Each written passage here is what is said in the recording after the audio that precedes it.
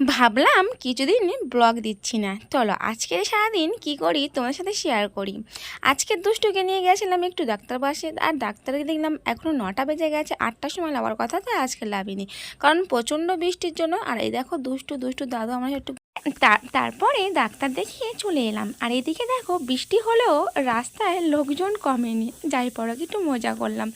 আর কলকাতা শহরে তোমরা জানো কোনো দিনই লোক কমে না, এতটা টোটোর জন্য লাইন দিয়েছে। আমি তো কোনো দিন ভাবতে পারি না যে আমাদের ওখানে 1 সেকেন্ড কেউ দাঁড়িয়ে থাকলে তখন হচ্ছে সবার পা ব্যথা হয়ে যায়।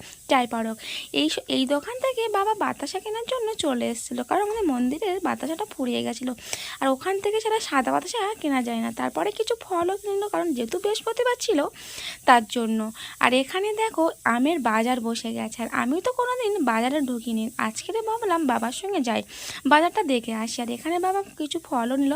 তারপরে ওখান থেকে ডাক্তার দেখিয়ে আসতে 11টা বেজে গেছে। তারপর ঝটপট বাবার জন্য এখানে বাবার যেটা যেটা মেনু সেটা বানিয়ে দিয়েছে, আর আমাদের জন্য সর্ষে ইলিশ করে নিয়েছিলাম, তার সঙ্গে ছিল আবার চিচিঙে ভাজা।